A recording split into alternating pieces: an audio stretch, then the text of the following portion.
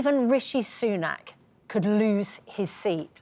I mean, that would be devastating for the Conservative Party to have that historic moment, a sitting Prime Minister lose his seat. And now, 3 new polls are predicting a landslide victory for Labour in the general election, with one even suggesting the Prime Minister, Rishi Sunak, could lose his seat. Well, the Savannah poll's calling it a Conservative bloodbath. Let's get reaction from Michael Gove, who joins us now, Levelling Up Secretary. Very good morning to you, Michael Gove. I mean, talk about the hope that kills. Do you hope that the Conservatives can still win this general election? Yes, I do. I mean, the polls are even more frightening to look at than Nude Fest, I have to say.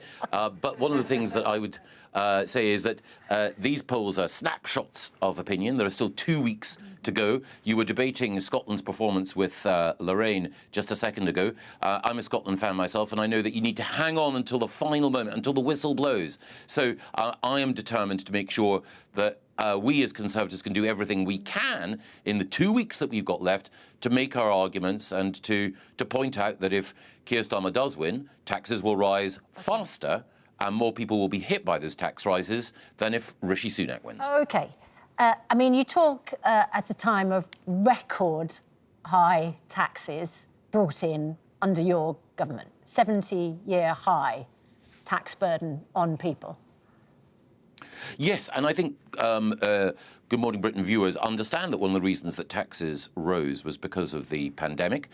We had the furlough programme. Rishi introduced that programme to put his arms around those who needed support to maintain their jobs during that time. That, of course, cost money. People understand that. I think most people think it was the right thing to do, and that's why taxes went up. But now, thanks to effective economic management, we're bringing taxes down, including national insurance. Labour say that they would actually put some taxes up, and they're also very silent about a number of other taxes that could go up under Labour. They say they won't increase income tax. Well, maybe they will, but what they haven't said is what they would do on council tax, what they would do on tax on pensioners, what they would do on tax on first-time buyers. Well, so it will be higher under Labour. We know that. Yeah, I mean, I think, you pay credit to Good Morning Britain viewers, and I think Good Morning Britain viewers are suspicious of anybody's proposals on tax, because they're currently experiencing a massive tax burden and they're worried about other taxes. I want to ask, though, you say you've got these policies, you already made tax cuts. It's not making a scrap of difference. In fact, you're going backwards in the polls. Even Rishi Sunak could lose his seat. I mean, that would be devastating for the Conservative Party to have that historic moment, a sitting Prime Minister lose his seat. Well, I do believe that will happen. However, if we are going to look at the polls, I think it would be devastating, or certainly very challenging, to be fair, actually, for the country if Labour were to have a majority of that size. I don't think that will happen, but it would be concerning, I think, because if you do have a sort of supermajority, there's a chance, a great temptation for a party in that position when there is no strong opposition to do whatever it wants. And it might be the case that we see all sorts of changes, votes for 16-year-olds, votes for prisoners and so on, which are designed to entrench Labour in power and to make sure that we have a sort of forever government. So, in a healthy democracy, you need a strong opposition, as alongside a vital and energetic news media as well. So my concern would be, if these polls come to pass, that we would have an unchecked and arrogant government rather than a strong opposition. Michael Gove, whose fault would it be if Labour got that supermajority? I mean, they haven't done any of this kind of fixing of giving some people extra votes. It looks like the polls have done it on the basis of your lot being in government. Well, again, I hope that those polls don't come to pass. And again, of course, people look at and comment on polls, but the real choice at this election is not between the YouGov poll and the Savannah poll. The real choice is between Rishi Sunak and Keir Starmer. And polls are snapshots. They're not predictions. What we do know is that in the next 14 days, there is an opportunity for us to draw attention to some of the things that we've done to improve education, the environment, access to childcare, and to say that those gains would be put at risk under Labour. We've got record low inflation now, and there is a real risk that Labour's approach will increase inflation. Mr Gove, the point is, though, you've been campaigning now for 4 weeks. You've been in power for 14 years.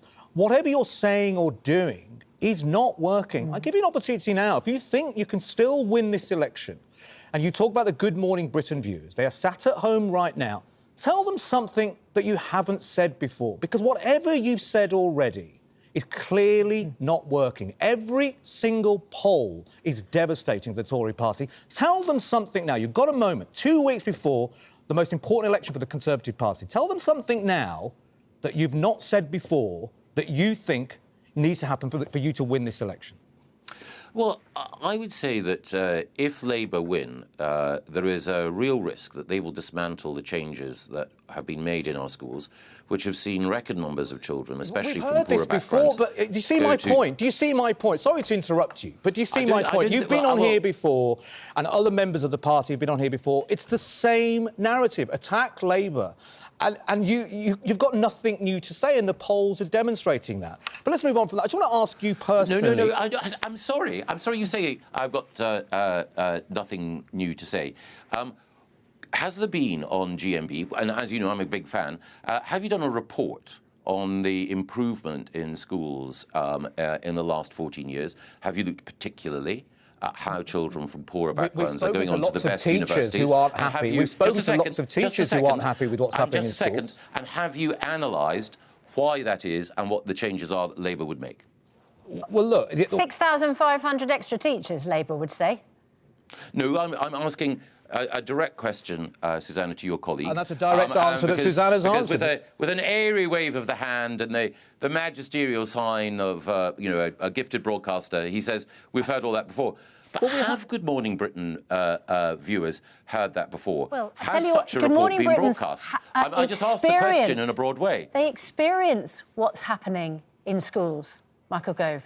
Yes, I mean, and the experiences of real improvement. There was a disaster in so many state schools.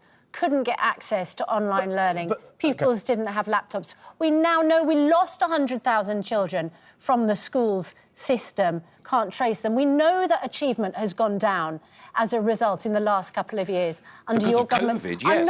Yes, which is under your government. So I'm not sure how you can say that there's some great improvement in our secondary state school system. Well, it's just not the case. There emphatically has been. The not statistics people's experience. Susanna, we've got teachers under pressure, we've got children with anxiety, we've got parents in despair. It's undeniably the case that COVID has had a devastating impact on a generation, but I think it would be a stretch to say that the COVID virus was introduced as a direct Conservative education policy. Your reaction to it let children down.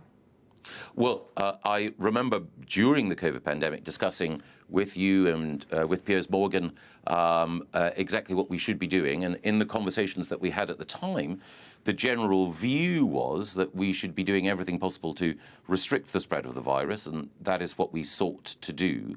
And other countries also had their education system affected by COVID and by the closure of schools. And we can look at that policy. But the one thing that I was pointing out is that if you look at how our education system, how our school system has performed relative to other countries, and in particular how we've helped children from the very poorest backgrounds go to top universities and achieve more than they ever did before, that is something that hasn't been debated on Good Morning Britain. I was invited to mention something new and did, and your colleague clearly didn't like that point, and, fair enough, but Good Morning Britain viewers will make up their own mind. Yeah. Her colleague's name is Adil. Nice to meet you, Michael.